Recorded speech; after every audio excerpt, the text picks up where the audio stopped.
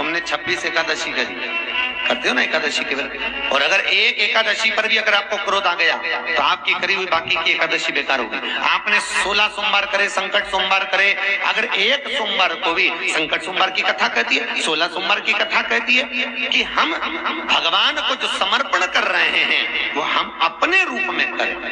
16 सोमवार की कथा में केवल रानी ने अपनी दासी से शंकर जी का पूजन का सामान पूजन वाली जगह पर रखने को बोल दिया था, तो रानी की दशा ये हो गई थी। आप लोग तो कथा पढ़े होंगे, सुने होंगे 16 सोमवार की, संकट सोमवार की, कि रानी जगत जगत की ठोकर खाती रही थी।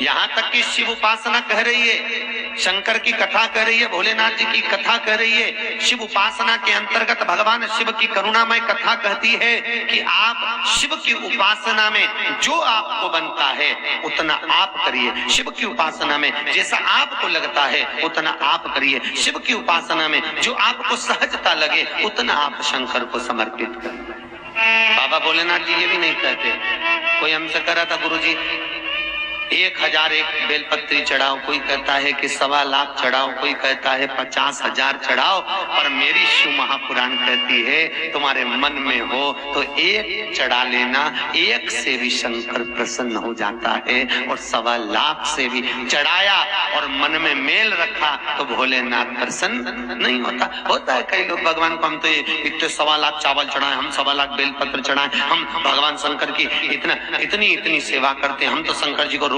लोटा भर के पानी चढ़ाते हैं, हम शिव जी को ये चढ़ाते हैं। भगवान शंकर कहते हैं अगर आपने बोल दिया, आपका करा हुआ कर्म, आपका किया हुआ दान, आपका किया हुआ पुण्य, आपका किया हुआ सत्कर्म अगर आपने बोल दिया तो वो जीवन बेकार है।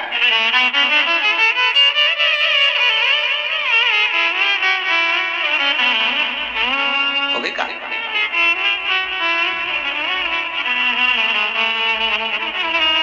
एक बात, ये वाला जो हाथ है ना, कौन सा, उल्टा, ये किसी काम का है क्या? नहीं है ना। इस हाथ को बड़ी गिलानी हुई संजय भैया। ये हाथ एक दिन भगवान के पास जाके बोला, प्रभु तुमने मुझे बनाया ही क्यों? दान करे तो सीधा, भोजन करे तो सीधा, धर्म करे तो सीधा, लिखे तो सीधा, हर कार्य में सीधा हाथ काम आए, मुझे बनाया क्यों? मेरे को मेरी बनाने की जरूरत क्या थी तुमको? अरे बोलो तो सही है कि गलत? ये किसी काम का ही नहीं है तो फिर बनाने की क्या जरूरत इसको? मैं बड़ा दुखी हूं प्रभु, मेरा ये हाथ किसी काम का नहीं। वो हाथ भगवान के पास में गया तो भगवान ने कोई निर्णय नहीं दिया, पर वही हाथ एक दिन एक संत के पास में गया और इस हस्त कमल ने संत से कहा, गुरुदेव मेरी जिंदगी बेकार है जो मेरे को ये उल्टा हाथ बना दिया। लोग सीधे हाथ से भोजन करते, सीधे हाथ से दान करते, सीधे हाथ को धर्म करते, तो ये सारा दान धर्म पुण्य सत्कर्म सब तो इसी को मिल रहा है, मुझे क्या मिल रहा है? इतने में तुरंत उसी समय गुरु बोले, भैया क्यों दुख मनाता है? दुख बिल्कुल मत मना, बस एक काम कर, जब वो सीधा हाथ कुछ करने जाए तो उससे थोड़ा सा अड़ जा, और जैसे तू अड़ेगा उसका थोड़ा सा पुण्य तुझे मिलेगा, और मिलेगा तो तू तर जाएगा, बस उससे अड़ना है। कल कुछ माताएं कर रही थी, गुरु जी आपने कहा कि पैसा चढ़ाओ तो टच मत करो, शास्त्र कह रहा है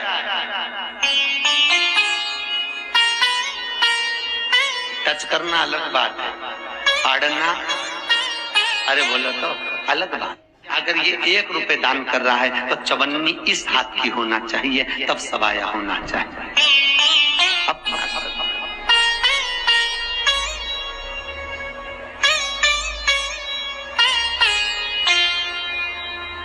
धर्म पुण्य दान सत्कर्म।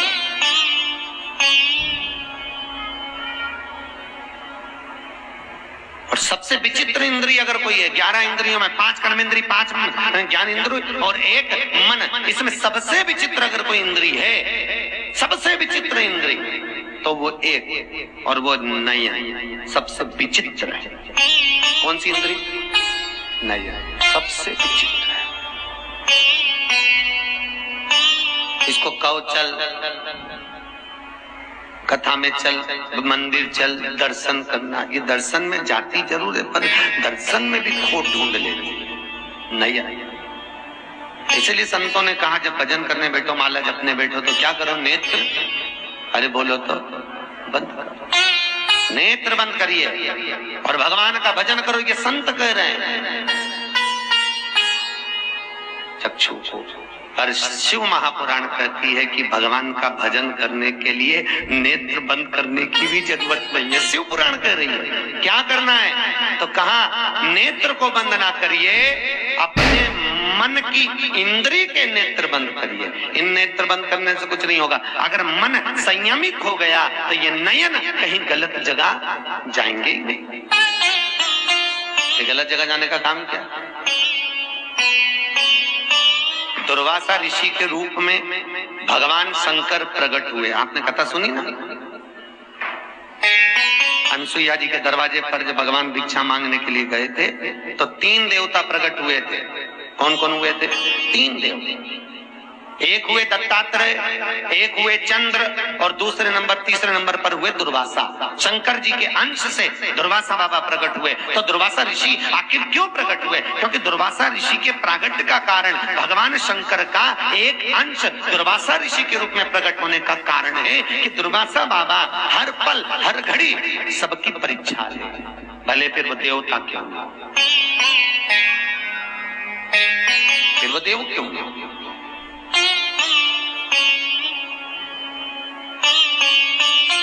परीक्षा की।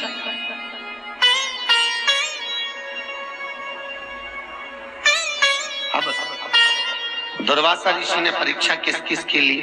एक परीक्षा दुर्वासा ऋषि लिए हैं राम जी की, एक परीक्षा दुर्वासा ऋषि लिए हैं भगवान कृष्ण। कब ली परीक्षा? एक बार दुर्वासा ऋषि द्वारका में चले गए, द्वारका में पहुंचे। द्वारका जानते हो? अरे बोलो तो जम के। किसकी थी वो द्वारका? अच्छे जम के बोलो है, और जम के बोलो, आवाज तो आ ही नहीं रही है।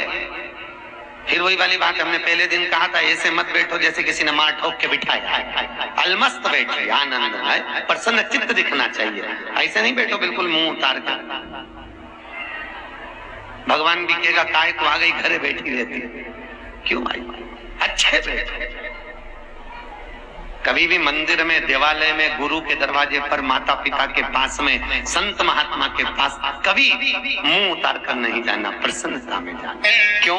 भगवान को भी लगे कितनी प्रसन्न है। बस ऐसे मेरे दरवाजे पर प्रसन्न चित्त आई है तो भगवान भी के जा दुनिया में ऐसी प्रसन्न बने रहना, भगवान भी आशीर्वाद दे। और मालूम पड़े धापो की बाई की तरह आ गई, भगवान के रेंदे काय भाई घरे बैठी रहती, क्यों कष्ट करा आने का? होता है किसी किसी व्यक्ति का मन लगता ही नहीं, वो 50 बार विचार करे।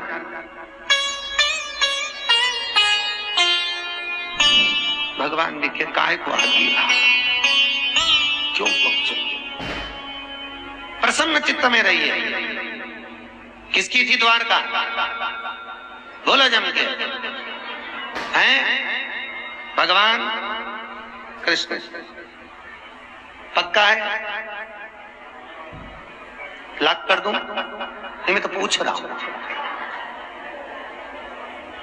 आप बोले हो ना गुलबर्गा वालों की भगवान कृष्ण की द्वारका थी। द्वारका थी किसकी?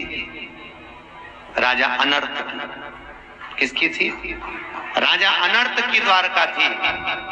और वो राजा अनर्थ जिसके पिता ने श्राप दिया था। एक दिन राजा अनर्थ के पिताजी बोले, ये पूरी पृथ्वी मेरी है, मैं इसका राजा हूं, मैं इसका पालन करता हूं, ये मेरी पृथ्वी है। इतने में राजा अनर्थ बोले, महाराज पिताजी, कभी ऐसा ये नहीं है कि पिताजी हर बात को सत्य बोले।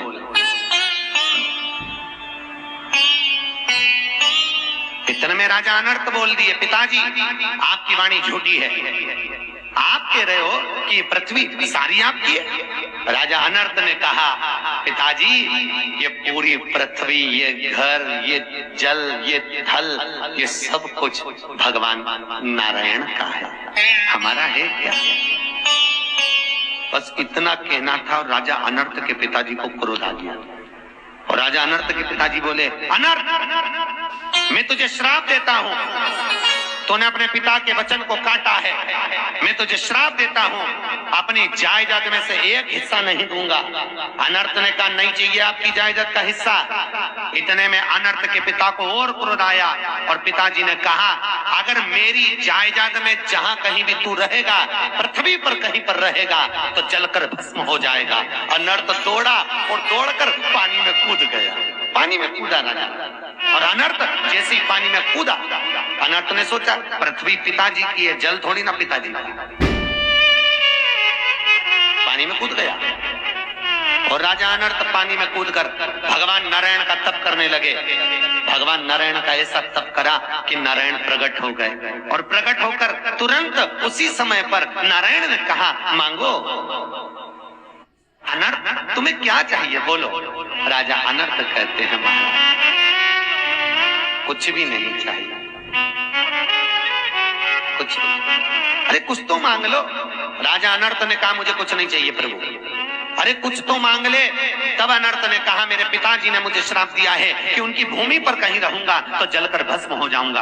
भगवान नारायण ने कहा, चिंता मत कर, रहने की चिंता मैं मिटा देता हूँ। भगवान ने सुदर्शन चक्र को भेजा, मेरे बैकुंठ का पीछे वाला कोना काट कर लेकर आजा और इस जल के ऊपर ठहरा दे, क्योंकि पृथ्वी पर रहेगा तो जलकर भस्म होगा, अगर जल में रहेगा तो कौन भस्म कर देगा। भगवान विष्णु ने अपना बैकुंठ का 1/4 हिस्सा कटवा कर बुलवाया, और जब बुलवाकर जल में रखा तो वो जल में आते से डूबने लगा। जब बैकुंठ जल में डूबने लगा, भगवान ने देखा है तो जल में जा रहा है। भगवान ने उसी समय सुदर्शन चक्र को भेजा। सुदर्शन चक्र से कहा, ये बैकुंठ के हिस्से को तुम अपने चक्र पर धारण कर कर रखो। और सुदर्शन चक्र ने भगवान का वो बैकुंठ का 1/4 हिस्सा अपने चक्र पर धारण करा। जैसे ही चक्र पर धारण करा, चक्र इतनी तेज घूम रहा था, इतनी तेज घूम रहा था कि उस बैकुंठ के टुकड़े के महल के दरवाजे को कोई समझ ही नहीं पा रहा था कि दरवाजा कहाँ, दरवाजा कहाँ, द्वार कहाँ, द्वार कहाँ, द्वार कहाँ। जब द्वार कहाँ, द्वार कहाँ बोला तो उसका नाम हो गया द्वार, नाम पड़ गया द्वार। किसकी है द्वारका? राजा अनर्त। अनर्त की द्वारका, अनर्त के यहाँ फिर बच्चे हुए, उसमें से एक हुआ रेवत। क्या नाम था?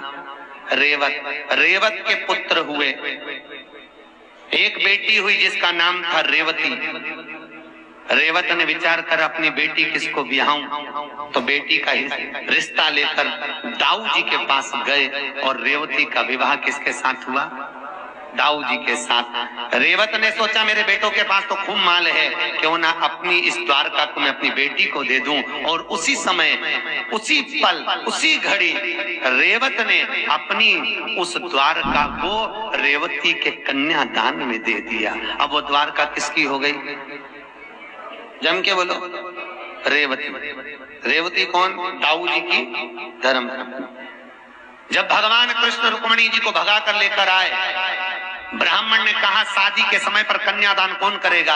इतने में रेवती ने खड़े होकर अपने पति दाऊ जी से कहा, बलराम जी से कहा, स्वामी, कहते हैं छोटे भाई की पत्नी बेटी के तुल्य होती है, अगर कोई कन्यादान करने वाला नहीं होगा तो दाऊ जी कहते हैं अपन दोनों बैठकर कन्यादान करेंगे। तो रेवती ने कहा, प्रभु, कन्यादान करने के लिए, कन्यादान में कुछ देने के लिए चाहिए, क्या देंगे?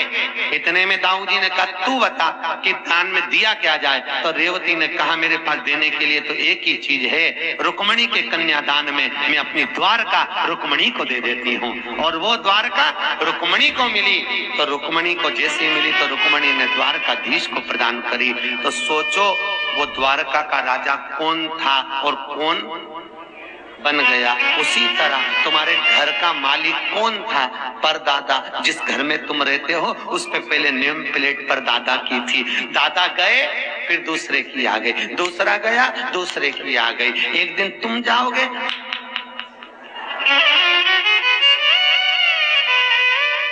नेम प्लेट जाती जाती है, फोटो टंगते चले जाते हैं, वो भी स्माइल वाले कुछ।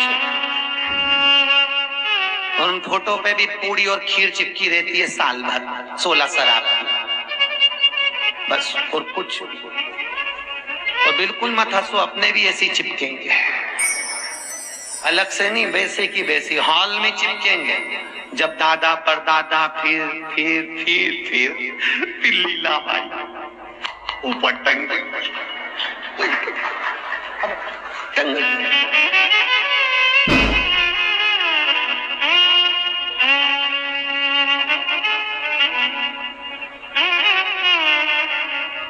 और जो प्लास्टिक की माला टंगी रहेगी वो हवा में हिलती रहेगी, हिलती रहे तो समझ जो हुंकारा भर रही डोकरी।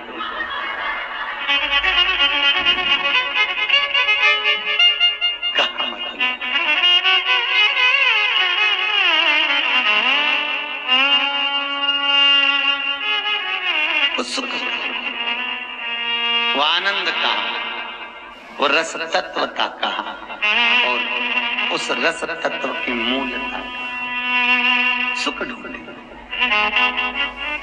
आनंद ढूंढे, और उस सुख में, उस रस तत्व का में भक्ति का।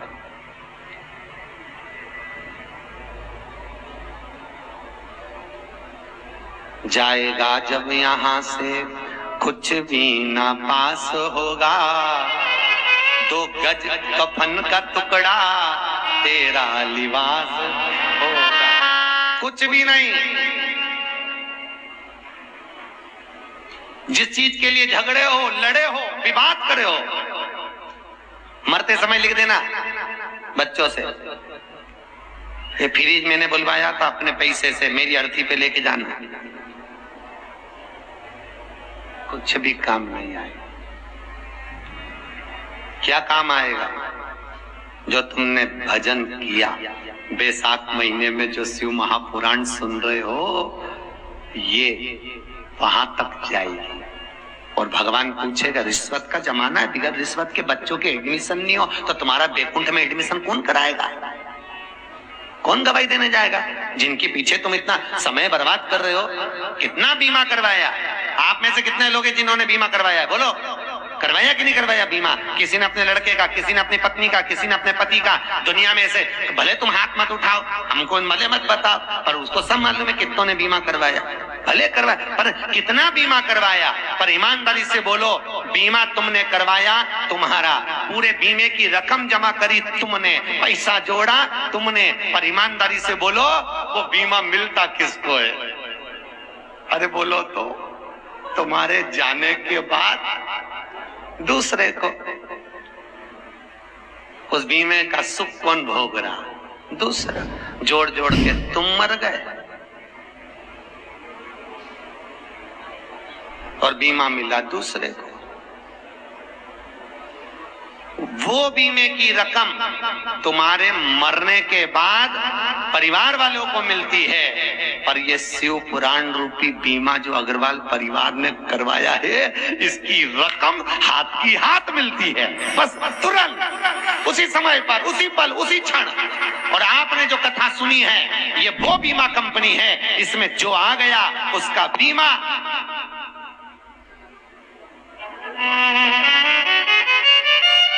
ये कंपनी तुरंत उसी समय पर लौटाती, रिटर्न तुरंत।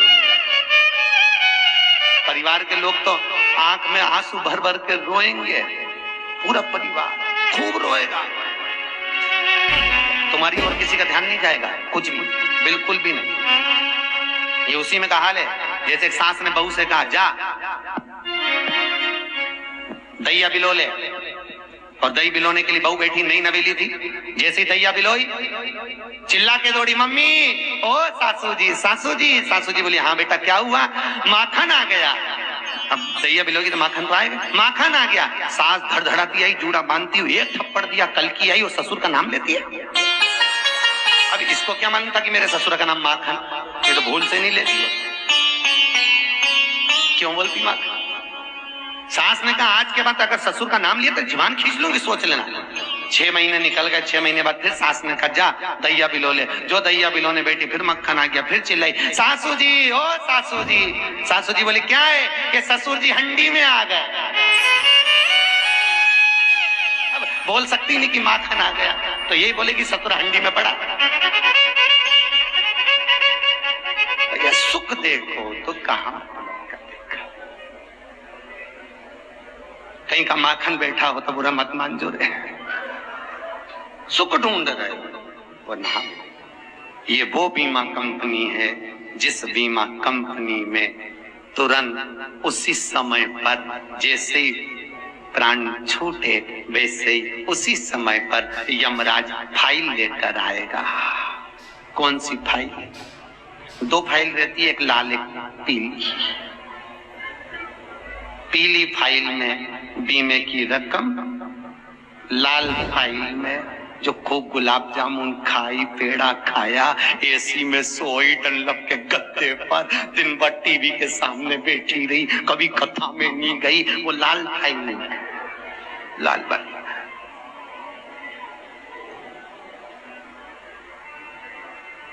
अभी भी मौका है, तुम क्यों तो फाइल दबा दे, नीचे ऊपर ही नहीं। अगर भगवान की भक्ति में डूब गए तो, और ईमानदारी की बात है भैया, पूरी पृथ्वी पर जितना धर्म, जितना सभ्यता, जितनी संस्कृति, जितना धर्माचार्य है वो आज की माताओं में है। जितना पुरुष को समय कम हो गया पर माताएं धर्म के पथ पर बढ़ती चली जा रही हो। बढ़ो, क्योंकि तुम्हारा नाम है धर्म पत्नी, इनका नाम नहीं है धर्म पत्नी। कोई महाराज नहीं बोलता धर्म पति इनको, और होना चाहिए जितनी मर्यादा। पहले के जमाने में माताओं की इतनी मर्यादा थी, माताएं कभी अपने पति का नाम नहीं लेती थी। लेती थी क्या? अरे बोलो तो। पर आज के जमाने में तो आवाज से दे दे भेरू सिंह तो तुरंत, पहले नहीं बोलती। पहले इतनी मर्यादा थी, एक नगर निगम वाले, नगर पालिका वाले आते हैं इधर सर्वे करने के लिए, चुनाव के टाइम पे सर्वे करने आते फाइल लेके। एक अम्मा जी के दरवाजे पे पहुंच गए, दरवाजा बजाया, बेल बजाई, माँ निकल के बाहर आई। क्या नाम है तुम्हारा? विमला। अच्छा, कितने बच्चे हैं? 2। रामदयाल, कृष्णदयाल। अच्छा, पति का नाम? सिर पे पल्लू रख के बोली महाराज, पल्लू। पति का नाम बोलो तो हम बोले क्या हमारे पति का नाम? अरे तो तुम्हारा पति तुम नहीं बोलोगी तो कौन बोलेगा? हम हमारे पति का नाम नहीं लेते। अरे तो हम क्या वापिस सर्वे करने आएंगे? बोल पति का नाम क्या? अगर बच्चे हो तो बच्चे को बुला दे, बच्चे स्कूल गए, हम नहीं बुला रहे। पड़ोसी को मालूम है क्या? हाँ मालूम होगा, चले जा। पड़ोसी का ताला लग रहा है, तुम बताओ तुम्हारे पति का नाम क्या? तो हम नहीं बताएंगे हमारे पति का नाम, हम काय को बताएं? अब पुराने समय की माँ नहीं बोली। अच्छा ऐसा कुछ बता दे हम तेरे पति का नाम पहचान जाए, क्योंकि हम बार बार नहीं आ सकते, इतनी दूर कौन सर्वे करने आएगा। बोल तेरे पति का नाम, तो हम बताएंगे, उसे समझ जाओगे? हाँ समझ जाएंगे। तो बोल 3 गंजी और 3 गंजी कितनी गंजी हो गई? बोल दे, बोल। अरे बोलो 6 गंजी। बस मेरे पति का नाम यही है। तो कि तुम्हारे पति का नाम छगन जी? हाँ छगन जी। तुरंत समझ में आ गया कि 3 गंजी और 3 गंजी, छगन जी। बोल नहीं सकती कि पति का नाम क्या है, अब बोले तो श्रेष्ठ।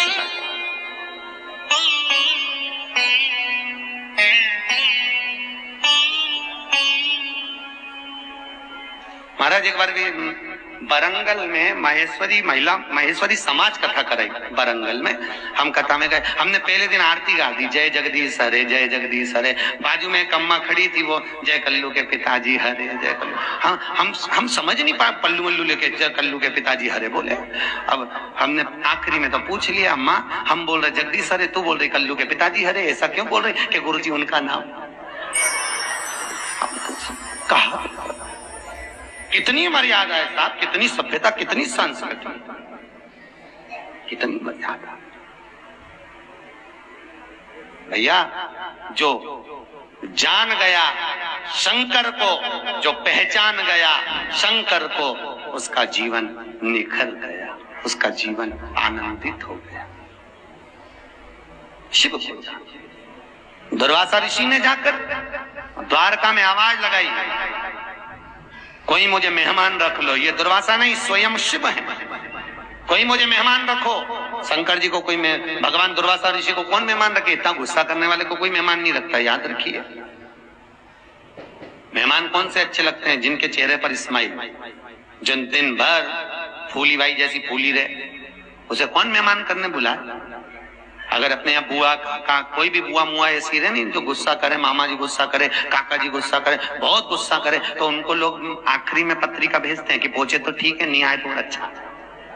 इसलिए फिर वही वाली बात आ गई कल वाली, पलंग पे से उठाओ, नीचे गोबर लीप के फिर सुलाओ, फिर उठाओ, फिर सुलाओ, फिर उठाओ। भगवान भी ऐसे को नहीं बुलाता, भगवान के पद पड़ी रहते। तो उसी तरह नियम, जितने प्रसन्न रहोगे, जितने आनंद में रहोगे, उतने। दुर्वासा ऋषि को इतना क्रोध आता था, कोई उसे मेहमान ही नहीं रखता था उनको। द्वारका में किसी ने मेहमान नहीं रखा, जब द्वारका में मेहमान नहीं रखा तो क्रोध आ गया। इतने में भगवान कृष्ण निकल कर बाहर आ गए और कन्हैया जी ने आकर तुरंत आवाज लगाई, गुरुदेव मैं आपको मेहमान रखता हूँ। इतने में दुर्वासा ऋषि बोले, मेहमान तो रख ले, पर एक बात सुन ले, अगर मेरी सेवा में कोई कमी हुई तो मैं तुझे श्राप दे दूंगा। इतने में द्वारकाधीश ने सोचा कोई कमी नहीं आएगी, क्योंकि मेरी 16,108 रानी आई। कुटिया में ठहरा दिया। कभी दुर्वासा ऋषि को मालपुआ चाहिए, कभी रबड़ी चाहिए, कभी खीर चाहिए। भगवान भी इतने चतुर थे, एक एक रानी से कहा था तू अपने घर में 56 आइटम बनाना, पर अलग तरह का बनाना। 16,108 रानी क्या, 16,108 रानी क्या, अलग अलग तरह के 56 भोग बनते थे कि दुर्वासा ऋषि को कब कौन सी जरूरत पड़ जाए तो लेकर दौड़ जाए।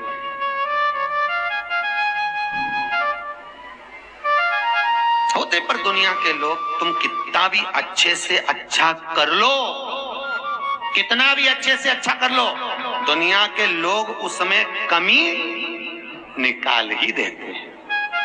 करके देखो, एक बहुत पैसे वाला व्यक्ति अगर अपने लड़के की शादी में खर्चा करे, एक ही लड़का, और उसकी शादी में खूब खर्च करे, पैसे वाला लड़के की शादी में खूब खर्च करे, तो लोग कह देंगे हराम का आ रहा है, लुटा रहा।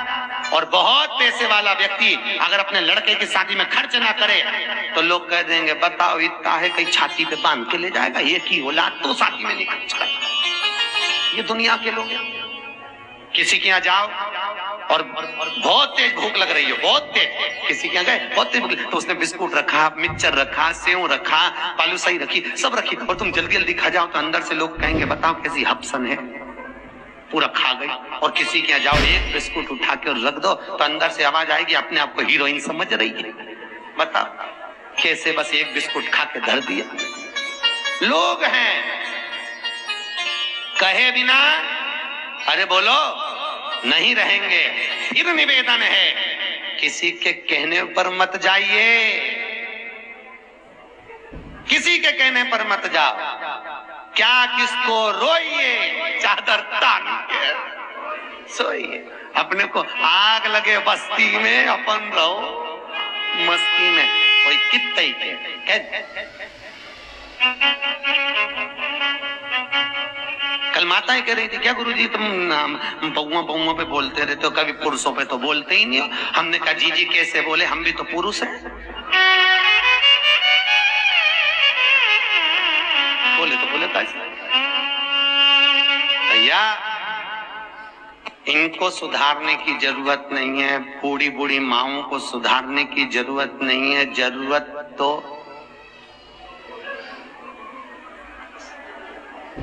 बस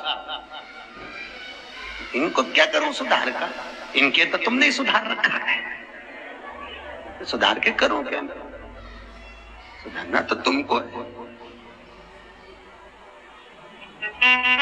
तो तुम सुधर गई तो घर सुधर गया, घर सुधरा तो मोहल्ला, और मोहल्ला सुधरा तो नगर, और नगर सुधरा तो गुलबर्गा पूरा। अब बचे ही क्या,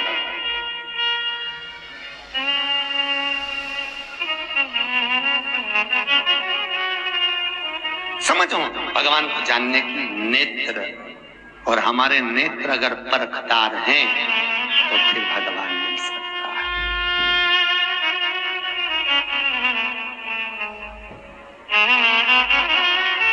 ये शिव कथा रतन की तरह, हीरे की तरह, और हीरा का परखैया राम कोई नहीं। संसार में कोई हीरे का परखदार है? जो मूल जोहरी होगा परखदार होगा, जो परखैया होगा वो परख जाएगा। जैसे आप जितने इस गुलबर्गा के सालासर भवन में नीचे ऊपर जहां जहां बैठकर कथा को सुन रहे हो, आप सब इस शिव महापुराण के परखदार हो। आपने हीरा की परख कर ली, इसलिए जोहरी की दुकान पर ढेर की ढेर आकर बैठे परखदार।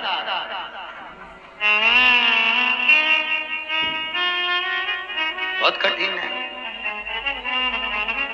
कि जोगी आया, भोगी आया, ढोंगी आया रे, और गुरु आया गांव में तो कोई नहीं रे, ऐसो कोई नहीं रे। या हीरा को परखियो राम, बोलो तो कोई नहीं रे, ऐसो कोई नहीं रे। या हीरा को परखियो राम, बोलो कोई नहीं रे।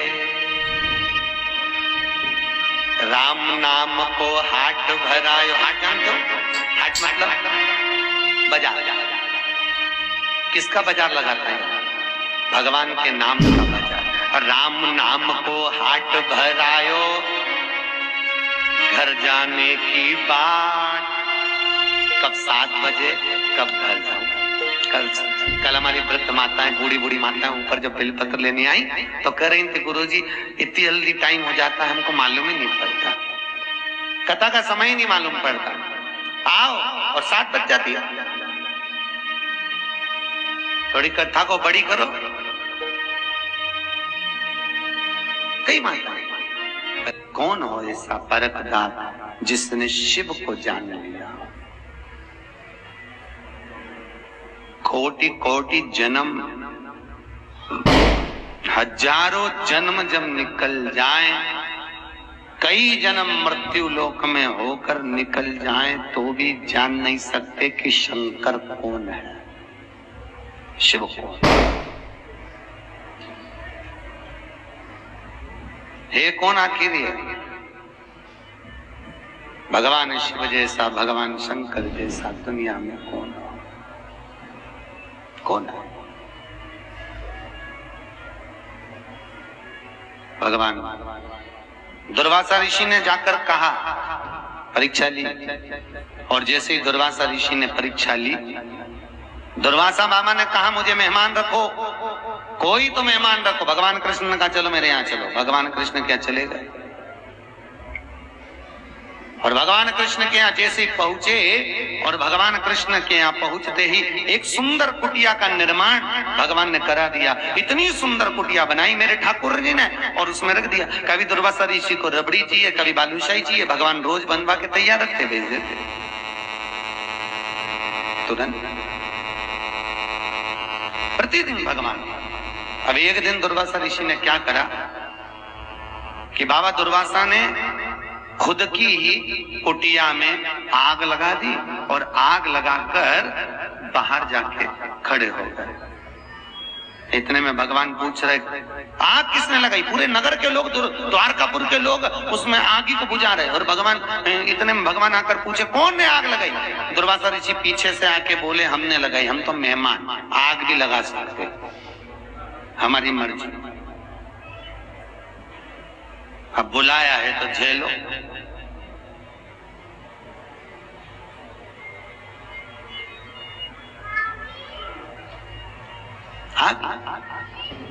अब इधर तो कुटिया जल रही। इतने में दुर्वासा ऋषि ने कहा, कृष्ण मुझे भूख लग रही है, जल्दी से खीर ला कर दे। कन्हैया जी ने रुक्मणी जी को कहा, जल्दी से मंच पर चढ़े भगवान सिंहासन पर, और ऊपर चढ़कर आवाज लगाए मंदिर पर से, महल पर से, जिस रानी के घर में खीर बनी हो जल्दी लाओ। रुक्मणी जी दौड़कर खीर ला कर दी। लो प्रभु, दुर्वासा ऋषि को दी। दुर्वासा ऋषि ने खीर खाई, आधी खीर खाकर कृष्ण के ऊपर कटोरा फेंक के मार दिया, ले कृष्ण। और जैसे ही कृष्ण के ऊपर कटोरा फेंका, कन्हैया जी के शरीर पर खीर ही खीर हो गई। दुर्वासा ऋषि बोले, कृष्ण लगा पूरे शरीर पर खीर। दुर्वासा ऋषि के कहने पर भगवान कृष्ण ने पूरे शरीर पर खीर लगा ली, और जैसे ही खीर लगी, और अब खीर लगाते ही थोड़ी समय के बाद रुक्मणी जी को हंसी आ गई कि भगवान तुम्हारी दशा कैसी हो गई, और बुलाओ मेहमान, और बुलाओ।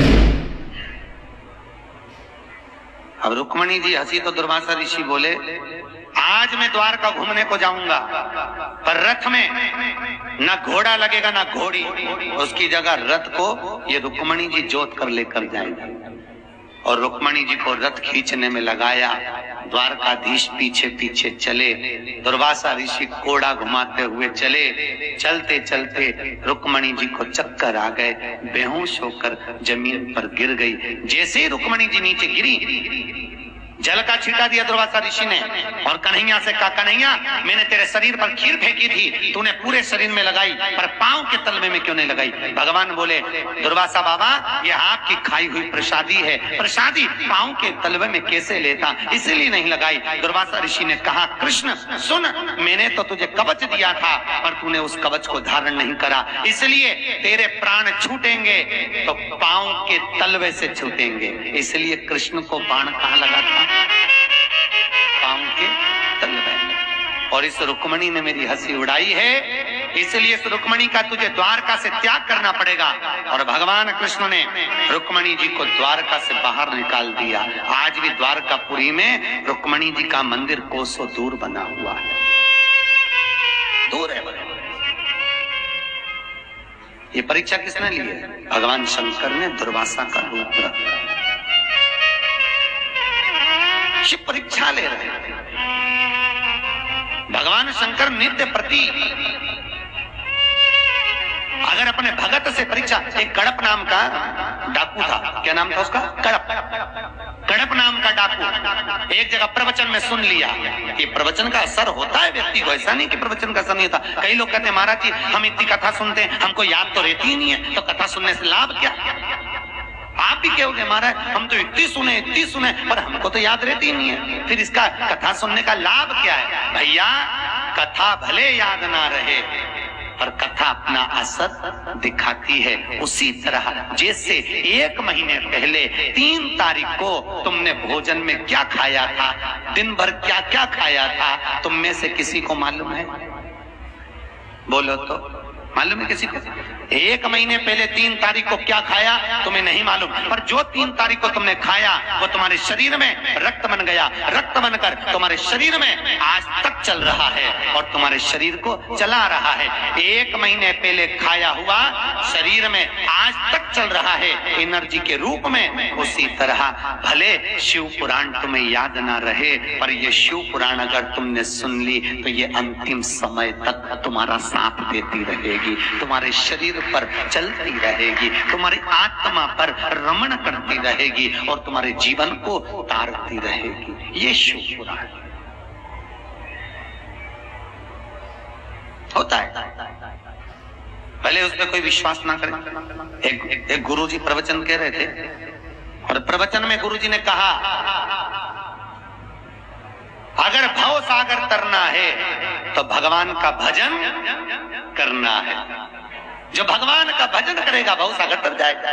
अब गुरुजी ने कहा एक गोपी रोज दही बेचने जाती थी, अब दही बेचने जाती थी तो उसने कहा काय को फालतू का पैसा बर्बाद करूं, मथुरा से वृंदावन से मथुरा जाना है और गुरुजी बोले हैं कि भगवान का भजन करो तो भव सागर तरोगे, और भगवान का भजन करने से भव सागर तर रहे हैं। भव सागर भगवान का भजन करने से अगर भव सागर तर रहे हैं तो एक काम करते हैं, गोपी ने कहा फालतू पैसा बर्बाद मत करो, इन यमुना जी छोटी सी तो है, जब भगवान का भजन कर कर भव सागर तर सकते हैं तो यमुना जी से पार भी, अरे बोलो तो, हो सकते हैं। अब इसने गुरु जी के वचन पे विश्वास करा, आज गई यमुना जी पे सिर पे मटकी मक्खन की पहुंच गई। यमुना जी में पांव रखने से पहले घबराई पर इसने सोचा गुरु जी ने कहा भव सागर तरना है तो भगवान का भजन करना है। अब भव सागर तो इतना बड़ा, यमुना जी तो छोटी सी, इसने तुरंत भगवान का नाम लिया, यमुना जी में पांव धरा, जैसे पांव धरा जमीन ऊपर आ गई और ये चल के यमुना पार हो गई। अब इसने रोज जाना आना चालू कर दिया भगवान का नाम लेकर, गुरु के वचन पर विश्वास कर कर चलना फिरना चालू कर। अब गुरु के वचन पर विश्वास कर कर जब चली फिरी, जैसी चली एक दिन मन में सोचा, जिन गुरुजी के चक्कर में मेरे पैसे बच गए, क्यों ना उन गुरुजी को बुला के भोजन करा दो। गुरुजी को बुला लिया, आओ गुरुजी भोजन पाओ। गुरुजी ने भोजन पाया। गुरुजी कहने लगे जाऊं? हाँ जाओ गुरुजी, पर मैं भी चल रही हूँ मथुरा तक, चलो मैं तुम्हारे साथ चलूं। गुरुजी के साथ चली। अब जैसे ही सामने यमुना जी, गुरुजी ने नाव वाले को आवाज लगाई, ए नाव ला, नाव ला। इतने में तुरंत गोपी बोली, काय को नाव बुलवा रहे हो गुरुजी? आप ही ने तो कहा था कि भवसागर तरना है तो भगवान का नाम लेना, और भगवान का नाम लेओगे तो तर जाओगे। मैंने एक दिन सोचा, भवसागर तरने के लिए भगवान का नाम, तो यमुना जी से तरने के लिए भी भगवान का नाम। उस दिन से मेरे पैसे बच गए, मैं रोज भगवान का नाम लेती, यमुना से पार हो जाती। गुरुजी ने कहा, पागल है, पागल है क्या? यमुना जी से कोई ऐसे पार हो जाता? आपको विश्वास नहीं है? नहीं। और गोपी ने तुरंत भगवान का नाम लिया, यमुना जी में पांव रखा और निकलने लगी। गोपी ने कहा, गुरुजी आओ, तुम्हें के कहने पर चल रही हूँ, तुम भी चलो। गुरुजी ने मन में सोचा, भैया क्या बता, चल रही है तो हो सकता जमीन ऊपर आ गई, पानी कम हो गया। गुरुजी ने जो पांव धरा, धरते से यमुना जी में बह गया। गुरुजी के बचाओ बचाओ बचाओ। गोपी ने तुरंत हाथ पकड़ के बचाया। गुरुजी को बाहर निकाला, गुरुजी ये क्या हो गया? गुरुजी ने कहा, तूने मेरे वचन पर विश्वास करा तो तू यमुना से पार हो गई, परंतु मैं कथा वाचने वाला उस पर आज तक विश्वास नहीं कर पाया, इसलिए कथा ही वाचता रहा, भवसागर तर ही नहीं पाया। तरे कैसे? भवसागर तरना कोई सहज है क्या?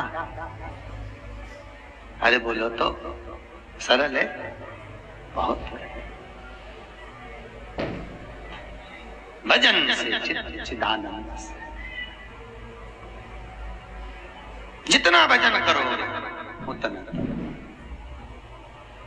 पर राम नाम के आलसी, खाने के होशियार, तुलसी ऐसे जीव को, आगे आप बोल दो, बार बार धिक्कार।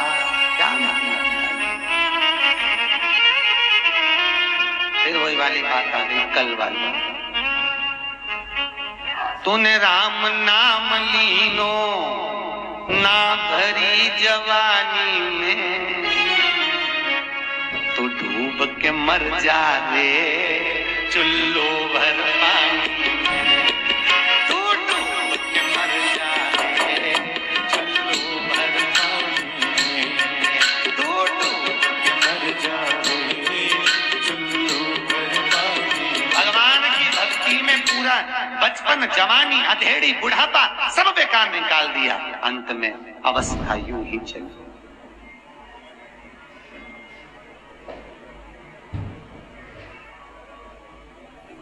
चलो भक्ति की ओर। आप में से कितनी माताएं जिन्होंने अपने अपने पतियों को कहा कि कथा हो रही है बालाजी सालासर बाला भवन में, चलो अपन दोनों सुनेंगे।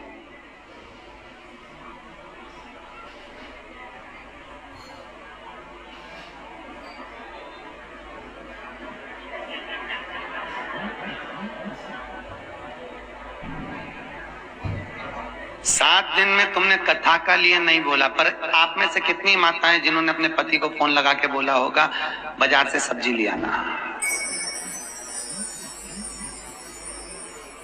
सब्जी का तुम बोलती हो कि नहीं बोलती? दूध के लिए तुम बोलती हो। घर में कोई काम होता है तो तुम 50 बार फोन लगाकर बोलती हो। बोलो, बोलती हो कि नहीं बोलती? तो इस नारी का जीवन, धर्म पत्नी का जीवन, एक जीवन ऐसा है जिसके अंतर्गत तुम्हें पति से भी बोलना चाहिए। दुकान धंधा पानी तो चलता रहेगा, पूरी जिंदगी है, कमा कमा कर जाना है।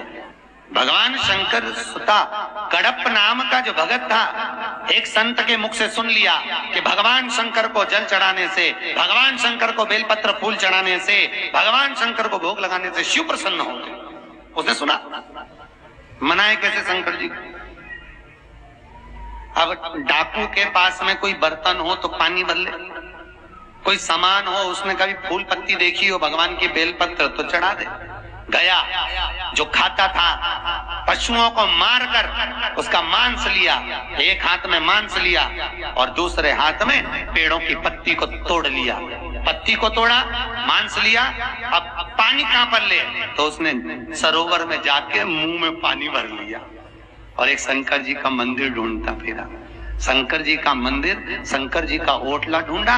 एक जगह पर भोलेनाथ बैठे हुए थे, वहीं पर शिवलिंग था। उस शिवलिंग पर सबसे पहले तो पानी की पिचकारी चला,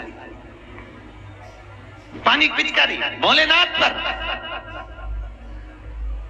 पत्ती फेंक दी, बेलपत्र फूल जो थे, फिर मांस का टुकड़ा फेंक दिया। आता ही नहीं था उसको पूजन करना। छोड़। दोपहर में पंडित जी आए, उन्होंने देखा बताओ कौन मूर्ख ने यहाँ पर मांस खड़क दिया, सफाई करी। दूसरे दिन फिर वही करा, तीसरे दिन फिर वही करा। पंडित जी परेशान हो गए। आज एक लोहार की दुकान पर गए, लोहार से कहा भैया पिंजरा बना दे। पिंजरा बना के शंकर जी के ऊपर उसने लगा दिया, ताला लगा के चाबी ले गया। अब कड़प वापिस आया, कड़प ने देखा बताओ क्या करूं मैं, आज भगवान ने ऐसी लीला करी। जैसे कड़प आया, भगवान शंकर ने पिंजरे की एक तान को तोड़ दिया, तान सीधे शंकर भगवान के शिवलिंग पर लगी। जैसे ही शिवलिंग पर लगी, शंकर जी के शिवलिंग पे से रक्त की धार बहने लगी। कड़प को लगा भगवान शंकर की आंख फूट गई, करूं क्या, खून निकल रहा है। कड़प ने कहा मैंने गुरुजी के मुख से सुना था, अगर किसी की आंख चली जाए तो उसको दूसरी आंख लगाना पड़ती है, पर आंख लाऊंगा किसकी, जाऊंगा जब तक भगवान का रक्त बह जाएगा। कड़प ने त्रिशूल को उठाया, अपनी एक आंख निकालकर भगवान शंकर के शिवलिंग पर लगाई। जैसे ही लगाई, शंकर शिवलिंग में से प्रकट हो गए। मां तुझे क्या चाहिए? कड़प कहता है मुझे पूजन नहीं आती, मुझे आरती नहीं आती, मुझे पाठ करना नहीं आता, मुझे स्तवन करना नहीं आता। भगवान बोले इसकी कोई जरूरत नहीं है, तूने भाव से मुझे रिझा लिया, बहुत है। एक कथा सुनी होगी आपने पंडित जी के मुंह से। एक चोर चोरी करने गया था, शंकर पे चढ़ गया था। सुनिए कि नहीं सुनी? भगवान भोलेनाथ जी प्रकट हो गए थे। शंकर भगवान ने पूछा कौन है, तो के चोर। भगवान शिव ने पूछा क्या बात है? चोर ने पूछा तुम कौन, तो क्या मैं भोलेनाथ। तो भोलेनाथ जी तुम प्रगटे कैसे? शंकर भगवान बोले लोग बेलपत्री चढ़ाएं, धतूरा चढ़ाएं, फूल चढ़ाएं, जल चढ़ाएं, तू तो पूरा ही चढ़ गया। प्रसन्न हो तो क्या हो? कभी कोई राम जी के ऊपर चढ़ा? अरे बोलो तो। कोई नारायण के ऊपर चढ़ा? नहीं। कोई देवी के ऊपर चढ़ा? नहीं। अगर कोई भोला भगत, कोई सहज भगत, भगवान राम जी का मंदिर एकदम क्लीन, साफ, पोछा लगा, झाड़ू लगी। नारायण का मंदिर क्लीन, देवी का मंदिर क्लीन, और भोलेनाथ जी का जो भी आया मंदिर में इतना पानी ढोला कि साड़ी भी ऊंची करके बैठे। भगवान शंकर बोले मैंने अपने मंदिर को इसलिए गीला रखा कि मेरे पास बैठ के समय बर्बाद मत करो, चलो। क्यों मेरे को परेशान कर रहे हो? मैं आंख बंद करके चुपचाप बैठा हूं, तुम भी जाओ आंख बंद करके अपने नारायण का भजन करो। जिसका मैं कर रहा हूं उसका तुम करो। क्यों मेरे पास बैठ के समय बर्बाद कर रहे हो? कई लोग कहते हैं मंदिर में बैठे रहते हैं 2-2 घंटा, 4-4 घंटा, 6-6 घंटा मंदिर में बैठे। कई विचित्र भगत होते साहब, बनवारी लाल जी, कई बड़े विचित्र भगत होते हैं। एक काला कौन सा नहीं है, रामागुंडम है। हाँ, रामागुंडम में कथा करने गए, टाइल्स फैक्ट्री वाले कथा कर रहे। उन्होंने कहा चलो गुरुजी हमारे यहाँ एक हनुमान जी का मंदिर बड़ा प्रसिद्ध है, दर्शन करने। चलो हनुमान जी के मंदिर गए, प्रणाम करा। माँ एक हनुमान जी की मूर्ति यहाँ, बस ऐसी जैसे मूर्ति, और यहाँ भगत बैठा है, 2 अगरबत्ती जला। जय हनुमान ज्ञान गुण सागर जय कपीस लोग जाकर राम दूत तुल बलराम अंजनी पुत्र पवन सुत नाम। हनुमान जी की आंख के पास ही घुमा रिया। जय हनुमान ज्ञान गुण सागर जय कपीस लोग जाकर राम दूत तुल बलराम अंजनी पुत्र पवन सुत नाम महावीर विक्रम बजरंगी।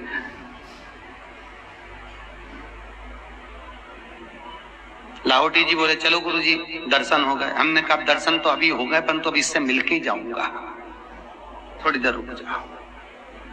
उसने 8-10 हनुमान चालीसा पढ़ी, उठा। हमने कहा भैया क्या कर रहे थे? कि गुरुजी पाठ कर रहा था। मैंने कहा ये अगरबत्ती से क्या कर रहे थे?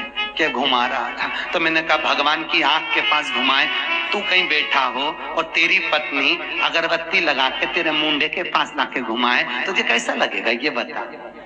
कि गुरुजी ऐसा कोई होता? भगवान को भगवान मानो, परमात्मा को परमात्मा मानो, ठाकुर को ठाकुर मानो और उस ठाकुर की उदारता में अपना सुख मानो।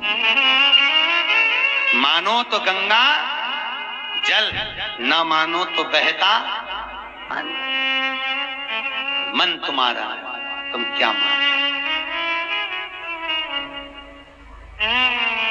भाव तुम्हारा है, तुम भगवान को क्या मानो?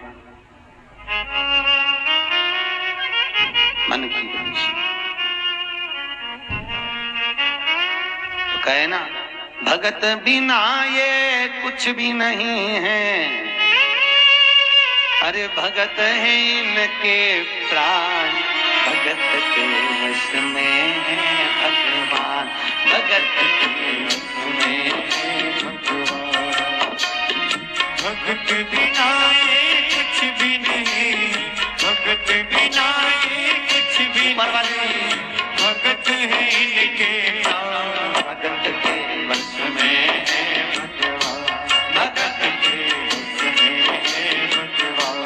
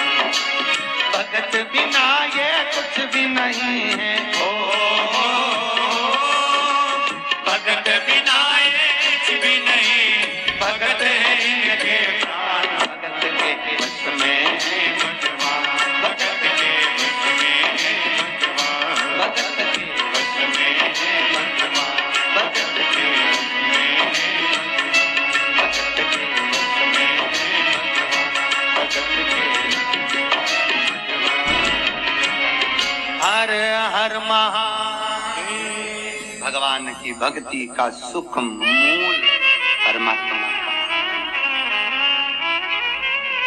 मानो तो गंगा है, ना मानो तो बहता। आज समय बीता, आगे चरित्र आया। श्री गणेश जी महाराज की धर्म पत्नी रिद्धि और सिद्धि मूल स्थापित करने वाली दोनों जिस दिन से घर में प्रवेश करी हैं बहुएं, उस दिन से माता पार्वती रसोई घर में गई, देखा, संभाला, पर एक शब्द माता पार्वती ने कहा रिद्धि सिद्धि से, तुम हमारी बहू हो, भोजन बनाओ, मना नहीं है, सब कुछ करो, मना नहीं है, पर जब तक मेरे महाकाल का, मेरे भोलेनाथ का भोजन बनेगा, उस समय तक मैं खड़ी रहकर अपने पति के लिए भोजन बनवाऊंगा। कितनी सुंदर बात कही है भाई, ध्यान से सुनना। कितनी भी अच्छी बहू तुम्हारे घर में आ जाए, बहू कभी बुरी नहीं होती। बुरा कौन? जो उसमें बुराई देखे। सास कभी बुरी नहीं होती। बुरा कौन? जो उसमें बुराई देखे। आप अच्छा ही देखिए, अच्छा मिलेगा आपको। आज कितनी भी अच्छी बहू आ जाए, निवेदन है आपसे हाथ जोड़कर, कितनी भी अच्छी आ जाए, वृद्ध माताओं से निवेदन है, बहुत बहू अच्छी आए, पूरा काम भी संभाले, सब कुछ करे, पर हाथ जोड़ के निवेदन है, बहू कितना भी काम कर ले, पर आप रसोई घर मत छोड़ना। कितना भी बुढ़ापा आ जाए, क्या नहीं छोड़ना। और पुरुषों से निवेदन है, कितने भी बुढ़े हो जाओ, कितना भी बुढ़ापा आ जाए, पर निवेदन है अपनी गादी, अपनी दुकान पर, अपनी स्थान पर जाना मत छोड़ना। जिस दिन तुमने रसोई घर छोड़ दिया, उस दिन तुम्हारी थाली में ठंडी रोटी आना चालू। जिस दिन तुमने दुकान छोड़ दी, तो बेटों के आगे हाथ फैलाना चालू। बैठो, गादी की मूलता संभालो। और आपसे निवेदन है, बुढ़ापा आए, हम कितना भी कहें, व्यापी से हम कहते हैं क्या रखोगे, क्या साथ जाएगा, क्या, पर एक बात याद रखना, बुढ़ापा आएगा, बुढ़ापे को संवारने के लिए हम कितना ही कह दें, पर थोड़ा ना थोड़ा तुम्हारी अलमारी में, तुम्हारी पेटी में होना जरूरी है। और नी हो पेटी तो यहाँ से जाते जाते बाजार से इतनी बड़ी लोहे की खरीद लो।